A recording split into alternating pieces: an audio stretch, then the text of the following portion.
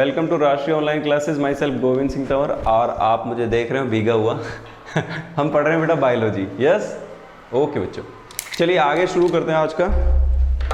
और बहुत तेज बारिश आ रही है बाहर। हाँ बिल्कुल आ रही है। ये बस अभी अपना वीडियो भी ऑन कर ले बच्चे जितने आ चुके हैं और फिर अपन क्लास शुरू करते हैं। देखो कल हम जो बात कर रहे थे वो बात कर रहे थे मैमरी ग्लैंड्स की। किसकी बात कर रहे थे बच्चों? मैमरी ग्लैंड्स की।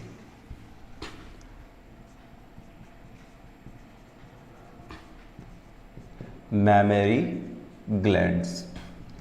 यस बच्चों, we are discussing about mammary glands. हम मैमरी ग्लैंड्स के बारे में पढ़ रहे थे लास्ट क्लास के अंदर, और आज अपन यहां से आगे बात करने वाले हैं। मैमरी ग्लैंड्स से आगे जो पढ़ने वाले हैं, मैमरी ग्लैंड्स को ही एक बार हमने थोड़ा डिटेल में डिस्कस करना था।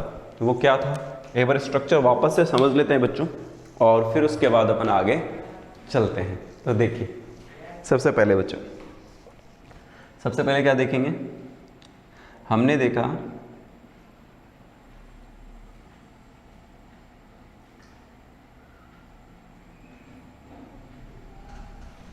ये देखिए, ये हमारे पास एक स्ट्रक्चर है मैमरी ग्लैंड के लिए। हमने कल डिस्कस किया था कि इसके बारे में भी आज हम थोड़ा सा पढ़ेंगे। तो देखो बच्चों, इसके साथ दिस स्ट्रक्चर इज निप्पल। क्या है बच्चों? ये निप्पल है। इसके अंदर दूसरी चीज देखो, अब यहां पर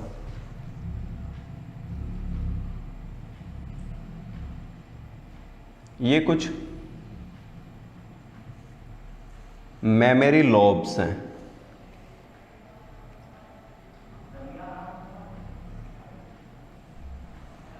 ये क्या है बच्चों? मैमरी लॉब्स हैं। हो गया?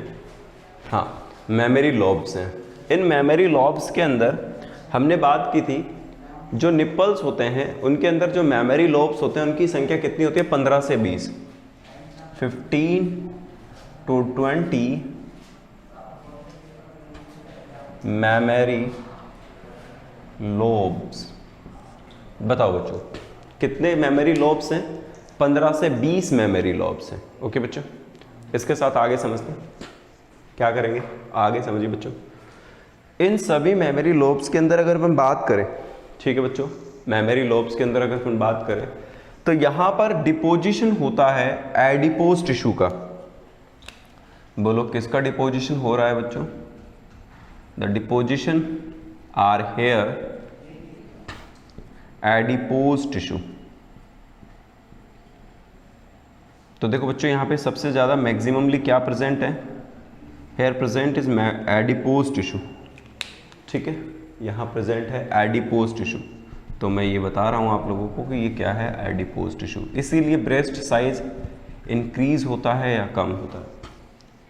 तो दिस इज एडिपोज टिश्यू। ये क्या है बच्चों? This is adipose tissue.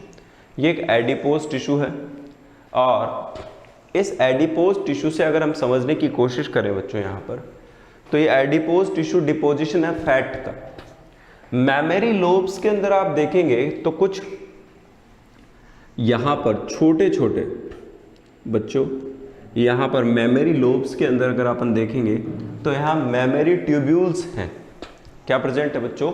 Memory tubules present हैं। देखो सभी मैमरी ट्यूब्यूल्स, ये छोटी छोटी मैमरी ट्यूब्यूल्स हैं इनके पास, मैमरी लूप्स के पास मैमरी ट्यूब्यूल्स,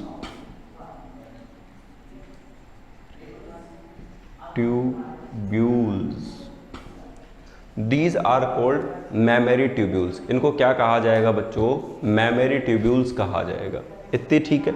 इतनी बात क्लियर है? हाँ बिल्कुल क्लियर है। अब इसके बाद अगर अपन आगे समझे, मैमरी ट्यूब्यूल्स से आगे समझे, तो देखो बच्चों, ये मैमरी लोब हैं और ये क्या है बच्चों? मैमरी ट्यूब्यूल्स हैं। तो मैमरी ट्यूब्यूल्स कनेक्ट होती हैं एक दूसरे से, ये सब कनेक्ट होती हैं। ठीक है, और जब ये कनेक्ट होती हैं तो इन्हें कहते हैं बेटा मेमोरी डक्ट, जिनका कनेक्शन हो जाता है आपस में, these are called mammary ducts. बोलो बच्चों क्या कह रहे हैं अपन इनको, मेमोरी डक्ट्स। तो मेमोरी डक्ट्स ये हो गई, these are mammary ducts. Okay बच्चों, अब मेमोरी डक्ट्स पर इफेक्ट होता है किसका, और इस पर जो इफेक्ट होता है, मेमोरी डक्ट्स पर जो इम्पैक्ट पड़ता है वो किसका पड़ता है बच्चों, प्रोलैक्टिन, प्रोलैक्टिन हार्मोन। बोलो बच्चों, इस पर किसका इंपैक्ट पड़ता है, प्रोलैक्टिन हार्मोन का इफेक्ट पड़ता है, क्योंकि prolactin is responsible for milk formation. Prolactin किसके लिए रेस्पॉन्सिबल है बच्चों, तो prolactin is responsible for milk formation. तो प्रोलैक्टिन किसके लिए रिस्पॉन्सिबल है बच्चों, यहां पर मिल्क फॉर्मेशन के लिए प्रोलैक्टिन रिस्पॉन्सिबल है। इतना क्लियर है बच्चों, ठीक है। तो प्रोलैक्टिन मिल्क बनाता है, मिल्क फॉर्मेशन के लिए जरूरी होता है। इसके साथ आगे समझो बच्चों, यहां पर ये मेमोरी लॉब्स हैं, इन मेमोरी लॉब्स की जिनकी अपन यहां पर बात कर रहे हैं। अब आगे 2-3 चीजें और समझिए बच्चों। यहां पर हम देखेंगे कि यहाँ कुछ शूडीफेरस सेल्स भी होती हैं। सेंसेशन, सर्विक्स क्या होता है अजय बेटा, cervix is a part of uterus. देखो बताऊंगा, यूट्रस जो था ना, यूट्रस के 3 पार्ट है बच्चों। देखो 3 पार्ट है, एक तो यूट्रस का ये वाला पार्ट है, ठीक है बच्चों, फिर एक बीच वाला पार्ट है, और एक ही कैनाल वाला पार्ट है वेजाइना के अंदर। तो uterus can be divide into 3 parts. Ajay how many parts can be divide, 3 parts. तो first part is uterus and second part क्या है बच्चों, यहां पर यूट्रस के साथ अगर अपन देखें तो पहला पार्ट तो यूट्रस है, और दूसरा पार्ट अगर आप यहां पे समझने की कोशिश करें तो उसे अपन क्या कहते हैं, बॉडी। क्या कहते हैं बच्चों उसको, बॉडी। और इस पार्ट को अपन क्या कहते हैं यहां पर, सर्विक्स। तो सर्विक्स और वेजाइना मिलकर के बेटा एक बर्थ कैनाल बनाते हैं। क्या बनाते हैं अजय, बर्थ कैनाल बनाते हैं। आई होप आपको क्लियर हो गया होगा। सर्विक्स एक नैरो ओपनिंग है जो पार्ट है यूट्रस का। बोलो बच्चों किसका पार्ट है, वो एक यूट्रस का पार्ट है जिसके अंदर अपन इसको देखने की कोशिश करते हैं। आई होप क्लियर है, यस बच्चा, ओके थैंक यू। अब आओ बच्चों, तो यहां से जो मेमोरी ट्यूब्यूल्स हैं, मेमोरी डक्ट्स हैं, ये सब एक साथ कनेक्टेड हो जाती है। क्या हो जाती है, कनेक्टेड हो जाती है। और कनेक्टेड होने के बाद ये सारे की सारी, जब आप देखोगे, जब ये सब कनेक्टेड हो जाएंगे, तो कनेक्टेड होने के बाद आप लोग क्या देखोगे यहाँ पर कि ये यहाँ से ओपनिंग होती है बच्चों। क्या होती है, यहाँ से ओपनिंग होती है। तो इसको मिल्क को एजुकुलेशन किया जाता है, बाहर निकाला जाता है। मिल्क को क्या किया जाता है बच्चों, एजुकुलेशन किया जाता है मिल्क का। और जो एजुकुलेशन होता है, उस एजुकुलेशन प्रोसेस को ही अपन यहाँ पर क्या कहते हैं, एजुकुलेशन। और एजुकुलेशन के लिए कौन रिस्पॉन्सिबल है, ऑक्सीटोसिन। ये लो बताओ, इसके लिए कौन रिस्पॉन्सिबल है भाई, ऑक्सीटोसिन। किसके लिए रिस्पॉन्सिबल है, दूध को बाहर लाने के लिए। दूध को बनाया किसने, दूध को बनाया किसने, प्रोलैक्टिन ने। किसने बनाया बच्चों, प्रोलैक्टिन ने। इस तरह से यहां होता है। दूध को याद करो बच्चों, हम कोलेस्ट्रम, यानी जब मदर बच्चों को फीडिंग करवाती है, ठीक है बच्चों, जब मदर बच्चों को फीडिंग करवाती है, तो उस फर्स्ट मिल्क को कोलेस्ट्रम कहा जाता है। क्या कहा जाता है बच्चों, कोलेस्ट्रम।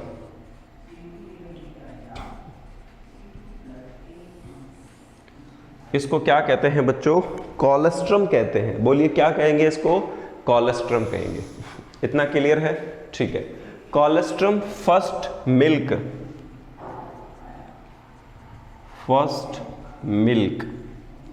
कोलेस्ट्रम क्या होता है बच्चों? फर्स्ट मिल्क होता है जो मदर के द्वारा बेबी को फीड करवाया जाता है। फर्स्ट मिल्क क्या होता है बच्चों? जो मदर के द्वारा फीड करवाया जाता है, और वो येलोइश कलर का होता है, थोड़ा सा येलोइश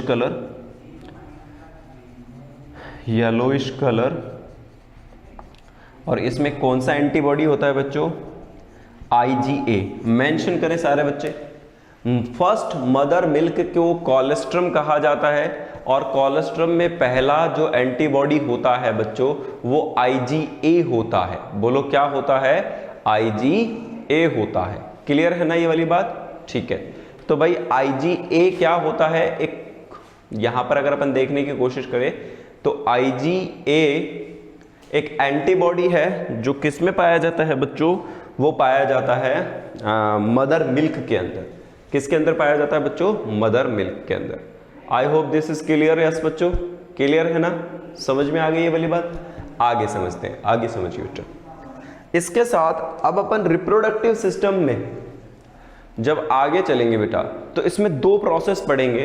एक आता है गैमेटोजेनेसिस, वो भी मैं यहीं पे आपको बताने वाला हूं, तो मैं इसे हटा देता हूं। देखो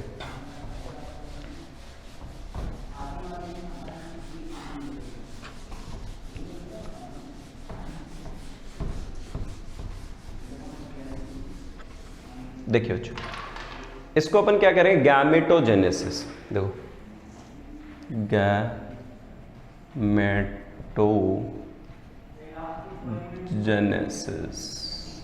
ये लो बच्चों।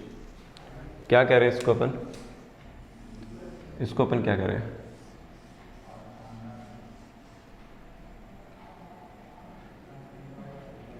इसको कह रहे हैं अपन गैमेटोजेनेसिस। गैमेटोजेनेसिस प्रोसेस बहुत इंपॉर्टेंट है बेटा बोर्ड एग्जामिनेशन के लिए। ये आपको समझना चाहिए और आपको आना भी चाहिए। तो गैमेटोजेनेसिस प्रोसेस को कैसे समझेंगे अपन, ये देखो। गैमेटोजेनेसिस का मतलब होता है फॉर्मेशन ऑफ गैमेट्स। बोलो बच्चों, गैमेटोजेनेसिस में क्या मतलब है? Formation of gametes. किसका? अब गैमेट्स दो तरह के होते हैं। एक तो होते हैं बच्चों स्पर्म,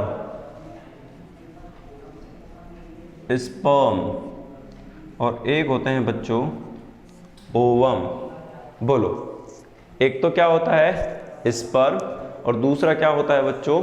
ओवम। जो स्पर्म है इसके फॉर्मेशन को क्या कहते हैं? स्पर्मेटोजेनेसिस।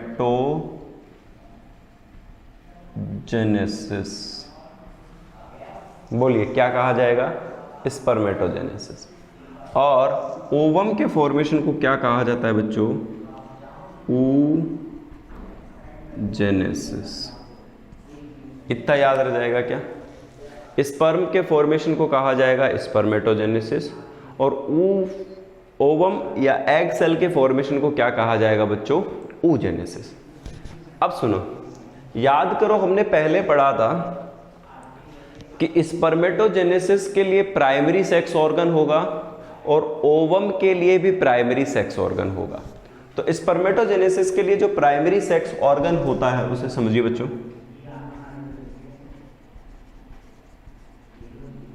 Primary sex organ. तो प्राइमरी सेक्स ऑर्गन क्या है बच्चों? टेस्टिस।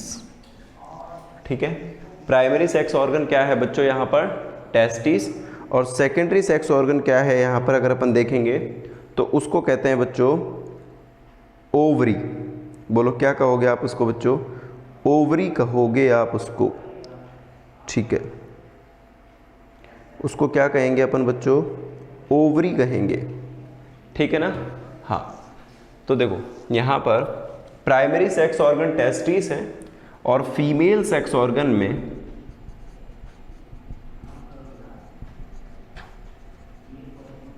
उसको क्या कहा जाता है? ओवरी कहा जाता है। इतना क्लियर है? एक को क्या कहा है हमने? टेस्टिस, और दूसरे वाले को क्या कहा है बच्चों? ओवरी कहा है। तो जो टेस्टिस होता है उसमें तो स्पर्म फॉर्मेशन होगा, स्पर्म फॉर्मेशन होगा। बोलो बच्चों, किसका फॉर्मेशन होगा? स्पर्म फॉर्मेशन होगा। और जो ओवरी है उसमें किसका फॉर्मेशन होगा बच्चों? ओवरी के अंदर इसमें एग फॉर्मेशन होगा।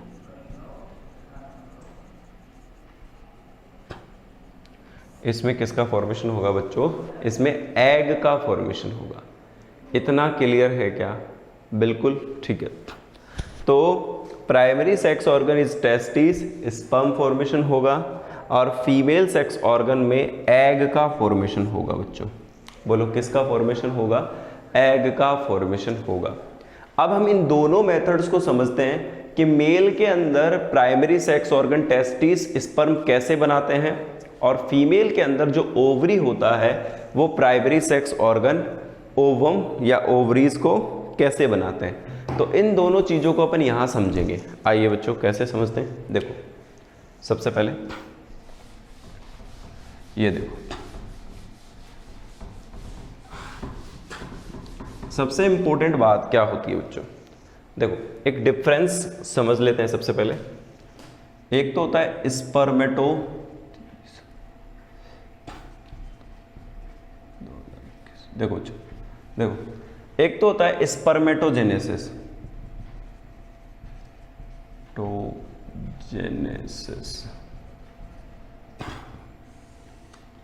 स्पर्मेटोजेनेसिस, और एक होता है बच्चों oogenesis।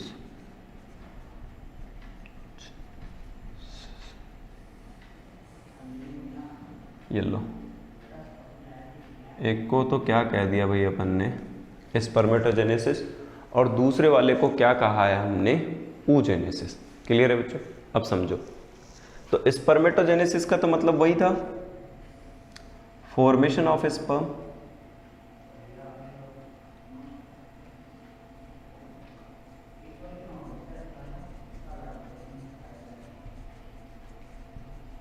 Formation of sperm. बोलो, स्पर्मेटोजेनेसिस का क्या मतलब है बच्चों? Formation of sperm. और oogenesis का मतलब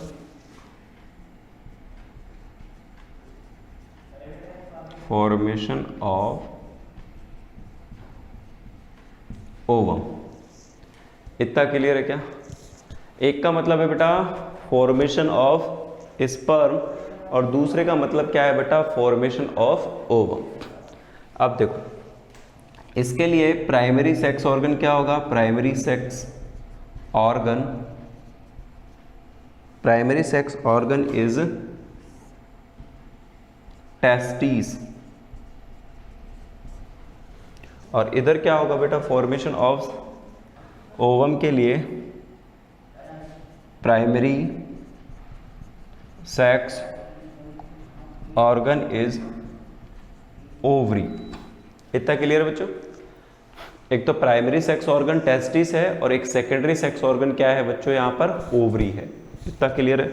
दूसरी चीज, स्पर्मेटोजेनेसिस का जो प्रोसेस होता है बच्चों, वो एक प्यूबर्टी स्टेज के बाद शुरू होता है, यानी लगभग लाइफ में बर्थ के साथ शुरू होता है। ठीक है? कब शुरू होता है बच्चों? बर्थ के साथ शुरू होता है, और कब खत्म हो जाता है वो यहां देखेंगे अपन। तो ये कब शुरू होता है बेटा? बर्थ से लेकर के डेथ तक चलता है, डेथ तक चलता है। ठीक है बच्चों? तो बर्थ से जब डेथ तक चलेगा तो उसी प्रोसेस को अपन क्या कहेंगे यहाँ पर? बर्थ से जब डेथ तक के लिए चलेगा तो उस प्रोसेस को अपन यहाँ क्या कहेंगे यहाँ पर?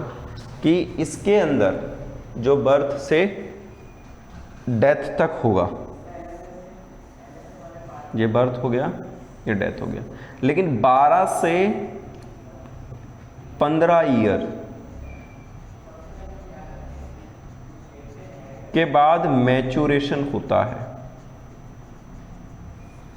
12 से 15 साल के बाद क्या होता है बच्चा? यहां पर मैच्योरेशन होता है। स्पर्म तो बनने लग जाते हैं, लेकिन वो स्पर्म जो मैच्योर होते हैं ना बच्चों, जो स्पर्म मैच्योर होते हैं वो हो गया, हाँ ठीक है।